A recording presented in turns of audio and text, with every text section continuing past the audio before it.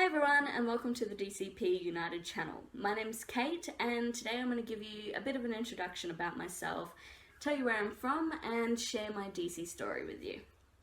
So I'm located in far north Queensland, Australia, and in the late 80s my mother and father decided that they wanted to try for a child together. They both had children from previous marriages, so on my dad's side I had a brother and a sister, and on my mum's I had another brother, and they were mid-teens to late teens at that stage. The problem is that my father had had a vasectomy during his previous marriage, and even though he had this procedure reversed, he had infertility issues. So after trying for a number of years, the doctors told mum and dad that it was very unlikely that my father would be able to produce any more children. So the next thing was to look at assisted reproductive technology using an anonymous donor. So mum was referred down to Queensland Fertility Group on Wickham Terrace in Brisbane to see Dr. Hines. Now Brisbane's like 3,000 kilometres away from where I live, so she had to fly down and it was a pretty big deal. So Dr. Hines said that the best way forward for her was to receive a gamete intrafallopian transfer, or GIFT for short, using donor sperm. So on their first attempt, mum got pregnant. Unfortunately, the pregnancy didn't work out. Midway through that, she lost the child. So normally clinics wait like at least a year to try again. But because mum was in her late 30s, like 38 at the time, her chances of conceiving were reducing rapidly as she got older. So they tried again pretty quickly, just a couple of months later, and she got pregnant with myself and my twin. Unfortunately, again, partway through the pregnancy, she lost my twin, and she had to get big needles all the way through the rest of her pregnancy to keep me. Thankfully, as you can see, I was born happy and healthy in 1991 in Cairns. So, jumping forward a couple of years, my mother and father ended up getting divorced. I still had a relationship with my father. We spent weekends together, afternoons, school holidays, etc. And I lived with my mum the majority of the time. She always intended to tell me that I was DC. I even had shirts when I was little that said, "I'm a special gift." So it was incorporated into my childhood, but in a very minimal way, because she was concerned that I wouldn't be able to understand it when I was really little. However, when I was about 7, she sat me down and she explained it all properly, and I understood at that time what it meant, but at the same time I was sort of like, okay, great, wonderful, can I go play now?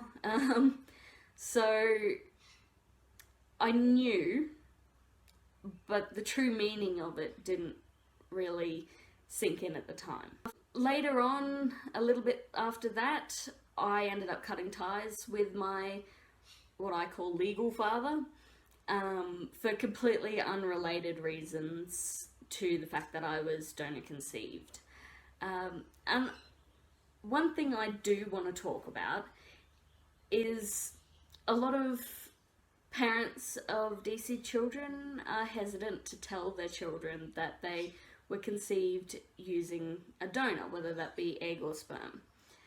And from my perspective, because I learnt really early, it was normal, and I could develop a real relationship with my legal father. And even now, when I think of my father, that's who I think of. From what I've seen, chatting to other DC people online and hearing their stories, is most DC people are okay with the fact that they're DC if they're told from the very beginning. It only seems to be when they aren't told until they're, in their teen years, or when they're an adult, or they, God forbid, accidentally find out that there can be serious relationship issues between DC people and their parents. And I think that's because if you're not told about your beginnings, where you come from, your reality is shattered if you find out later in life. And there's a real sense of betrayal and the loss of trust. So in my opinion, I think that parents of DC children need to be open and honest with their kids early on, and that it just needs to be part of that person's norm. This is my opinion, so I'm really interested to see what the rest of you think on that. So please comment below. Anyway, back to my story. So it wasn't until I got older that I started to get really interested in finding where I came from, biologically speaking. However, I was probably 13, 14 at the time, and I had no idea about how to even start looking for my biological father. So I sort of put it on the back burner, and it was only very recently that I accidentally stumbled across a news program about a girl in Victoria, which is another state in Australia, that managed to find her donor. And while I was listening to this story, it mentioned that she started the process by finding out her donor ID number.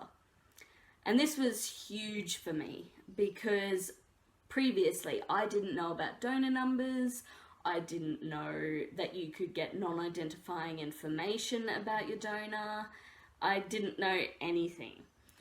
So it was like an hour later and I'd already been onto the clinic where I was conceived, and they said that I could get my donor ID number if I requested my mother's medical files. So I had to get mum to fill out a form, and about a week later they sent me my donor's non-identifying information and his donor ID number. So then I found out that I could learn about whether or not I had siblings through my donor, which is something I had never actually thought of. It was a big surprise to me that this was something that I would be able to get information-wise. So I requested this, and I waited probably 10 days, and I got a phone call while I was out in town one day, and the lady said that unfortunately I didn't have any confirmed half-siblings. And I said, "Oh, thank you. Thanks for helping me. Bye."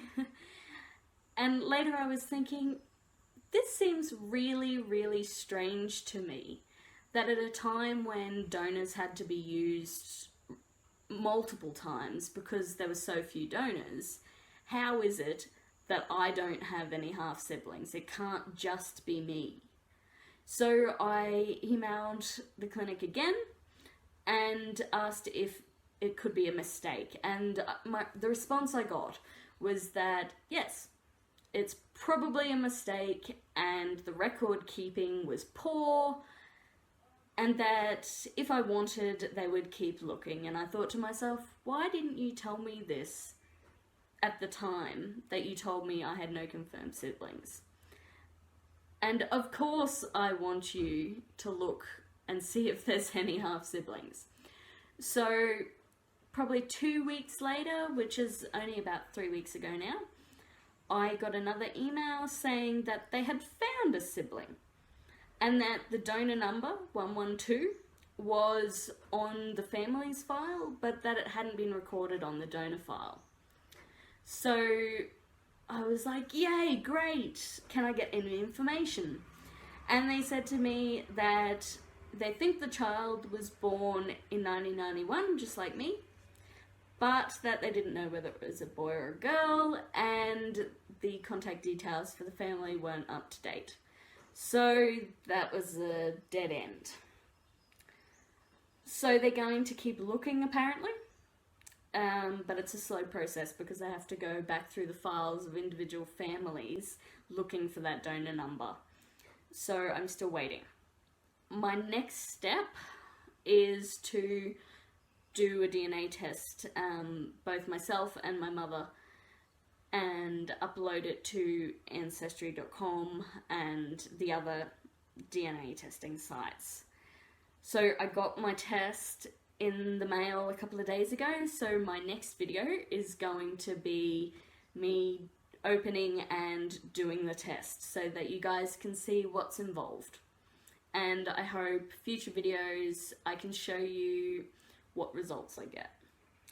I'm really nervous about doing this because I guess I'm worried that I won't get results, that I won't have any matches, and then I'll have really hit a dead end because it's, other than waiting for the clinic to get back to me in the hope that they find a sibling that I might be able to contact, it's the only avenue that I have left to track my biological family on my father's side. So, cross fingers.